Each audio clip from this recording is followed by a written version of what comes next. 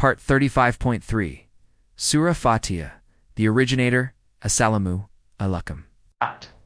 Welcome back to Sufi Essence with Hammad Syed, our intense, illuminating study of Surah Fatir, the Originator, which began by asserting Allah's profound role as the originator of creation, now deepens the exploration of human existence itself, as having just established the path to true honor Izzah through sincere deeds.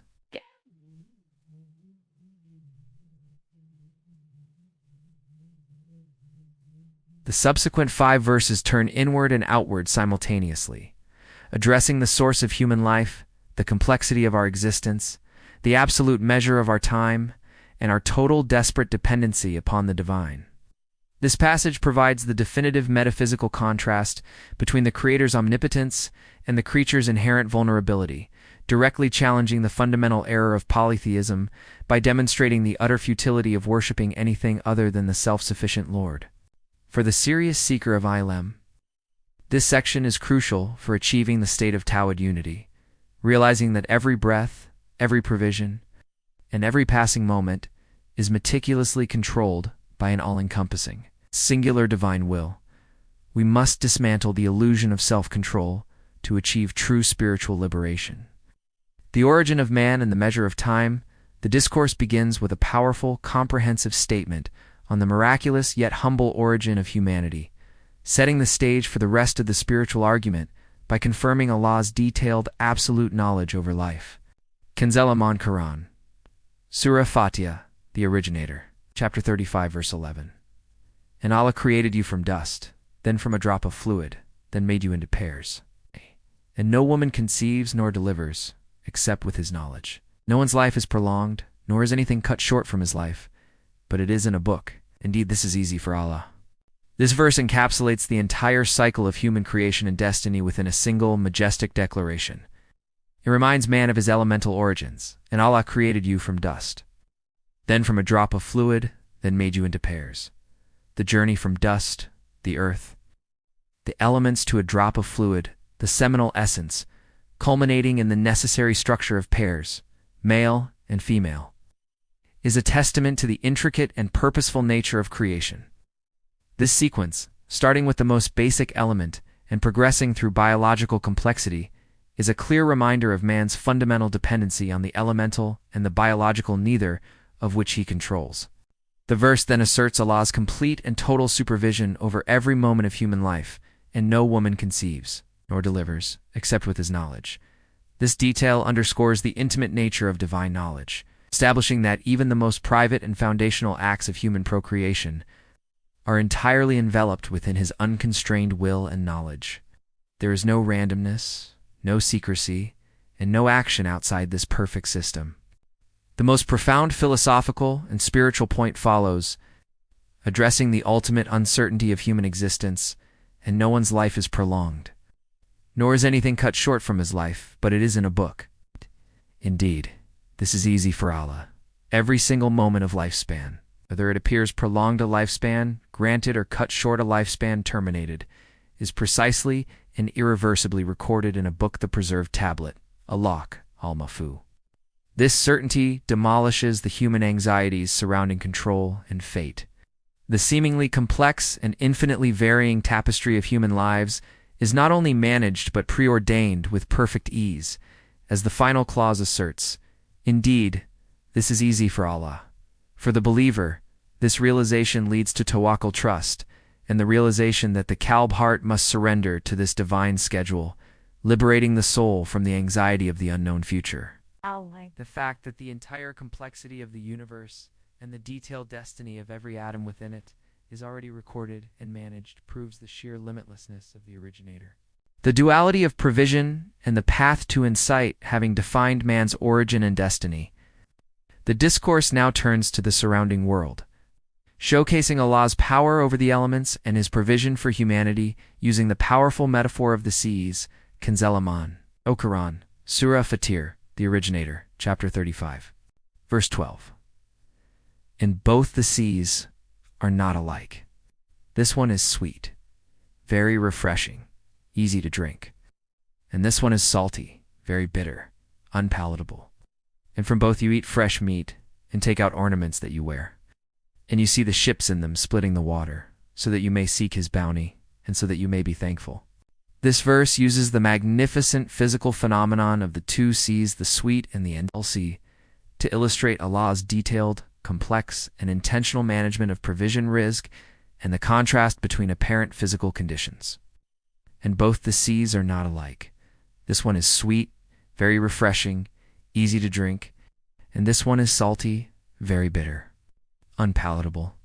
This juxtaposition highlights the divine power to place two utterly distinct entities, side by side, often separated by an unseen natural barrier, each serving its unique function. The sweet river water sustains life on land, while the salty ocean sustains massive ecosystems and facilitates global connection. The practical benefits derived from both are then enumerated, and from both you eat fresh meat, and take out ornaments that you wear. The fresh meat, fish, and sea creatures, extracted from both bodies of water, serves as sustenance. And the ornaments, pearls, and coral, extracted from the salty ocean, serve as adornment and trade goods. This demonstrates that Allah's provision is dual, physical sustenance and the blessings of beauty and wealth, confirming that His mercy extends to both necessity and luxury. The verse concludes by emphasizing the purpose of this complex, facilitated environment, and you see the ships in them splitting the water, so that you may seek His bounty, and so that you may be thankful. The ability of the ships to split the water and traverse the oceans is a visible sign of divine grace, enabling man to seek His bounty, trade, travel, and provision. The ultimate intended response to this continuous dual provision is thankfulness shook. For the Sufi, the metaphor of the two seas relates to the inner life, the sweet sea being the kalb heart when it is pure and refreshed by ruh spirit, and the salty sea being the nafs ego when it is bitter with worldly attachment. The seeking of bounty then becomes the internal striving for spiritual insight and the bounty of divine proximity. The submission of cosmic forces moving from the duality of water to the mechanics of the cosmos. The discourse reinforces the idea of absolute divine control by demonstrating the perfect, unending submission of the sun, moon, night, and day. Kanzal Iman. Surah Fatir, the Originator. Chapter 35, verse 13. He enters the night into the day, and enters the day into the night. And He has subjected the sun and the moon, each runs to an appointed term. This is Allah your Lord. For Him is the kingdom, and those whom you worship besides Him do not own even the husk of a date stone. This verse serves as a declaration of Allah's supreme command over the fundamental pillars of the cosmic order, illustrating the ceaseless, perfect operation of time itself. The primary evidence is the alternation of light and shadow. He enters the night into the day, enters the day into the night. This smooth, continuous interpenetration of night and day, this slow transition of the seasons. The varying lengths of light and dark is a sign of a perfectly calculated system, not a chaotic accident. Furthermore, the greatest astronomical bodies are placed in servitude, and He has subjected the sun and the moon, which runs to an appointed term. The use of the word subjected, Fuqarā, confirms that these powerful celestial bodies, which were often worshipped by the deniers, are merely obedient slaves running on a fixed, appointed term, Ajalan Musam, controlled completely by a higher authority. Their apparent power is borrowed and temporary, set to terminate at a precise moment. The verse then draws the necessary logical conclusion from these irrefutable facts. This is Allah, your Lord, for Him is the kingdom. The being capable of initiating life from dust, separating the seas, and controlling the sun and the moon, is the only being worthy of the title Lord Rab and the exclusive possessor of the kingdom Mulk. This assertion of divine sovereignty leads directly to the core challenge of polytheism, and those whom you worship besides Him do not own even the husk of a date stone. The husk of a date stone kit, mere the thinnest membrane around the date seed, is used as the ultimate measure of worthlessness. The false deities possess no power, no authority, and literally nothing of substance, not even the thinnest layer of matter. Ow. This serves as a powerful, scornful dismissal of all idols and intermediaries. The nullity of false deities and the call to truth, the argument progresses, moving from the physical worthlessness of idols to their functional nullity, highlighting their absolute inability to respond to their misguided followers. Kanzal Iman. Quran Surah Fatir, the Originator, chapter 35, verse 14. If you call upon them, they will not hear your call. And if they could hear, they would not answer you. And on the day of resurrection, they will deny your worshipping them. And no one can tell you the reality like the knower of all things. This verse exposes the utter futility of turning to any being other than Allah by detailing the sensory and cognitive failures of the false deities. The challenge is direct. If you call upon them, they will not hear your call, the idols, the elements. Or the deceased saints worshipped as intermediaries are fundamentally incapable of sensing or perceiving the pleas directed at them. They are devoid of the ruh spirit necessary for conscious reception. The verse then introduces a hypothetical scenario to drive the point home. And if they could hear, they would not answer you. Even assuming they possessed the miraculous ability to hear, they still lack the necessary power, authority, or will to provide a benefit or avert a harm. Their impotence is absolute, encompassing both the senses and the power of action. Their inability to respond renders the entire act of supplication to them a tragic waste of human effort and spiritual energy. The climax of this futility is reserved for the day of resurrection, and on the day of resurrection, they will deny your worshipping them, the false objects of worship, whether inanimate idols or previously revered. Humans will stand up and utterly disassociate themselves from their misguided followers, denying their involvement and repudiating the worship directed at them. This betrayal at the moment of ultimate need confirms the profound spiritual loneliness and abandonment that awaits the polytheist. The verse concludes by affirming the exclusive authority of the Quran and the Messenger in conveying this ultimate truth. And no one can tell you the reality like the knower of all things. The knower of all things, Al-Kabar, is Allah alone. Only He, possessing perfect and comprehensive knowledge of both the seen and the unseen, can reveal the true outcome of human actions, the true nature of the divine, and the ultimate destiny of those who deviate. The certainty delivered through this revelation is absolute, making it incumbent upon the seeker to accept this truth as the only secure foundation for life.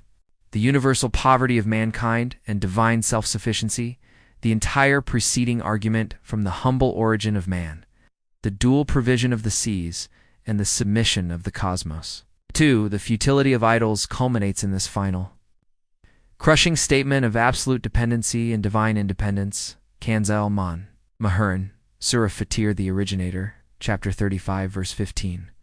O mankind, you are the poor, in need of Allah. And Allah is the one, self-sufficient, praiseworthy. This verse is a declaration of universal, inherent poverty Fuqarā for the entire human race and absolute wealth gank for Allah. It addresses all of humanity, O mankind. You are the poor in need of Allah.